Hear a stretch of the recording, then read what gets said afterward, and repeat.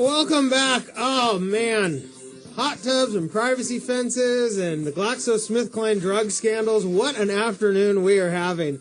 Tyler Freed joins us now.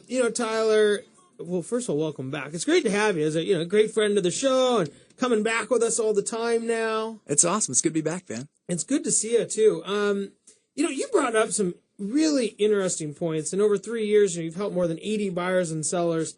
And you actually have over 35 great reviews online, which is a massive amount.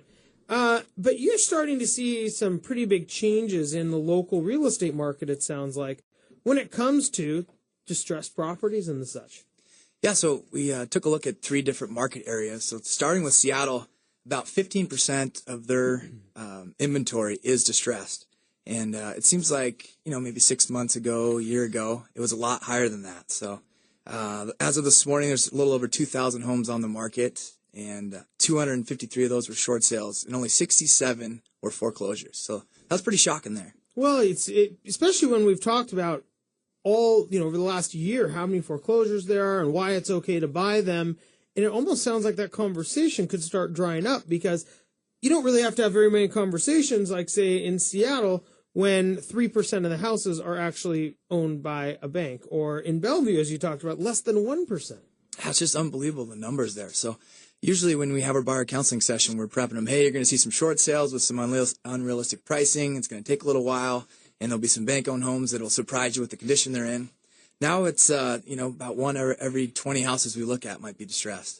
And so Seattle has those numbers. Talk a little about the Bellevue market, too, because we have a lot of listeners in Bellevue. Yeah, that was the biggest shocker there. So as of this morning, 447 homes on the market in Bellevue, and 4 of those were bank-owned.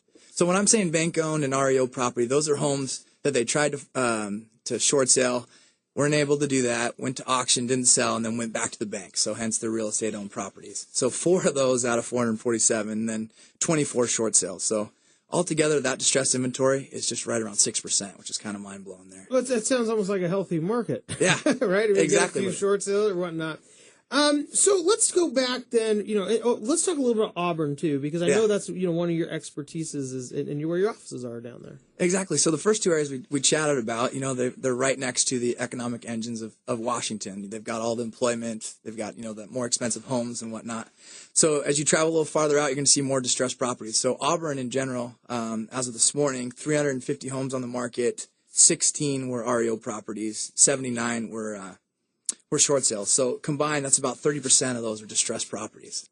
So it really does differ when you go a little bit further out from, as you call it, the economic core.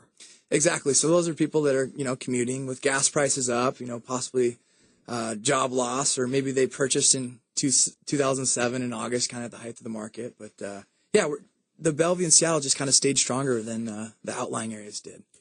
So what exactly then, let's just get into what each of these types of properties are. I mean, you have foreclosures, pre-foreclosures. What exactly are those? And then what type of conditions can people expect out of those properties? Well, let's break that into 2 parts there. So you've got a home that, like we talked about, might have bought in that 06, 07 time frame, and the value of the home is a lot higher, or is a lot lower than they owe on their mortgage. So they've experienced some type of hardship, job loss, death of the spouse, something like that, and they need to sell the home. So the value is not there. So what they're doing right at that point is they're putting it on the market and they're going to sell it for less, and that's a pre-foreclosure there. They might be behind on payments, and it's starting that, that timeline of possibly going to auction, being defaulted on. So that right there is the pre-foreclosure. And then if that home sells through there, then they settle with the bank. The lien holder is going to come up with some type of terms for them to figure out that deficiency. Maybe it's a promissory note for the next couple of years. That's what we've seen on a few of the properties. And then if it goes through to the next stage, which would be auction, so it doesn't sell pre-foreclosure or short sale, goes to auction. It has the opportunity to sell at auction on the King County Courthouse steps or the Pierce County Courthouse steps. Doesn't sell there. Becomes an REO property. Goes back to the bank. Real estate owned. Now it's a foreclosed home, bank owned. So what can people expect out of those type of properties? I mean, are they ransacked? That's a good question, Ben. So that used to be the case. Banks, you'd walk through these homes and there'd be holes in the walls, and it's like they'd leave some of their stuff in the garage. I like how, now you can't see this if you're listening, but Tyler just threw a punch when he said hole in the wall. Like, you know. You got to know where the holes are, so they're about punch level. Yeah, so it's just kind of like they dragged some stuff, left some stuff behind, kind of, you know, just a quick move out there. But now you go into these bank-owned homes, and they've redone the carpets, they've painted the interior, the exterior. They're actually in really good shape. So it's kind of relieving. So we want to see some more of those. Do you see the timelines affected? I know right now, and Ryan's going to hit on this, Ryan Leopold will hit on this in a little bit. Do you see these timelines being affected? I mean, people who are out buying, I mean, look at the amount of houses on the market. There's just not very many. Right. Do people have a concern then with a timeline? I mean, or how do people, what is the timeline they can expect? Well, on the bank-owned homes, you're looking at about 45 to 60 days, so that's not a problem there, and that's kind of similar to your non-distressed home. Short sales, there's your variable factor there. So we've had some of those close in 60 days, which is my experience a miracle. And then I'm working on some short of a miracle. Yeah, and right now I'm working on some from February where we had mutual acceptance and just waiting on lien holder approval, and they're just getting tons of these every single day, thousands of them. The Wells Fargo and the Bank of America, they've just got a ton. So, yeah, it's just a processing time. Exactly. I'm just picturing gigantic stacks and probably at the bottom of them. So. It's like, where yours is? At the bottom. Are most people now, if they're out looking for a house, now certainly Seattle, Bellevue, it sounds like you don't really have to deal with the short sales because there's so few of them as far as the market is concerned? Correct. They're not coming up as much, no. But when you look and you work in maybe some of the outer areas, do you feel that people are still a little tentative before they go into the short sale world? Definitely. I mean, it takes a distinct type of buyer that's going to want to wait. I mean, if you have the time to wait, you're getting really good values on these property. I mean, 20% below in some areas. So if you can wait, it's the way to go. And I've been getting some new information. Some investors are starting to go the short sale route too. But if you don't have the luxury of time and you've got a lease coming up and you want to get into place or get the kids into school when it starts, bank-owned homes, if you can find one, or just going non-distressed, the way to go. We're here with Tyler Freed, branch manager of the Windermere Real Estate. Tyler, so I guess you really have to. You talk about your buyer consultation at the very beginning. That must be a huge part of even getting into which types of sales, traditional short sale, foreclosures, things of that nature, you would even present to them, really. Yeah, it's just all about laying out the expectations, give them an idea.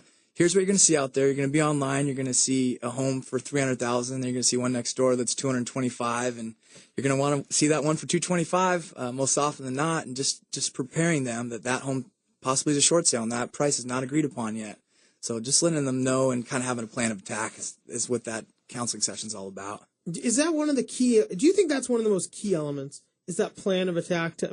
Set that expectation, have people know what they're getting into when they go into this type of buyer's or seller's market as a buyer? Yeah, I mean, the market's changed so much, man. So just letting them know what to expect, like I said, and, having them say, hey, this is what – there's so many questions right now. The market's changing so much to kind of answer those questions up front because we're selling houses, every week or so, and they, this is the first house they've ever bought. They learned about, someone from their office buying a house. So they've got a little bit of information, just enough to be dangerous. But, right. Yeah. And they have their mother and their uncle and their dad and everybody else giving them advice because they've all bought houses in the past. Yeah. I've always said it's not finding the information that's hard. It's finding the information that's right for you. Correct. Because there's so much information. I mean, it's you can go, and the tough part is you could find enough information online where you could pretty much support any of your own personal theories on why you should buy, why you shouldn't buy, why you could buy a short sale, why you shouldn't. And so really dialing in that information to be pertinent to an individual is such a key aspect of what you do. Yeah, I agree with you there, definitely. Again, we're here with Tyler Freed. Tyler, just about a minute left before we have to go to break. What are some of the recommendations you have for people then as they start down that home ownership path? Well, the first step is just figure out how much you can qualify for in a home. Get together with a loan officer, talk to Ben and Ryan, or talk to your local bank that you've been banking at your whole life or whatnot. Get an idea of what you can qualify for. That's a big starting point. And then from there, just sit down with a realtor that you trust and fire questions at them. That's what we're here for. It's all about, answering questions and giving an idea what to expect down the road for this major purchase in their life.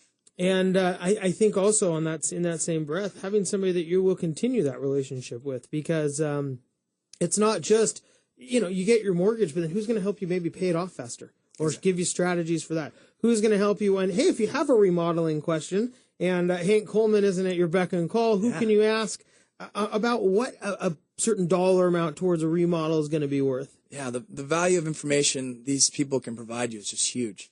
So that relationship, the trust part, and then just staying in contact with them every step of the way, it's huge. Well, Tyler, when you say these people, I'm glad that you're talking about yourself, because you are one of those purveyors of information, and certainly love to have you. So thanks for coming back. Yeah, thanks for having me. And we'll see you.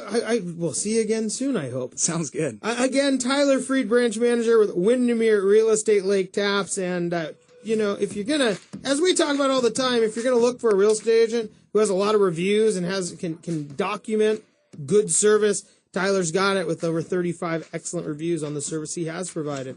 When we come back, Ryan Leopold, well, it's Monday. It's like Mortgage Monday. Ryan Leopold, Cobalt Mortgage, is going to join us again. We're going to discuss some key strategies to get your offer approved in a competitive market like we see today. I'm Ben Brashen. You're listening to Brashenomics.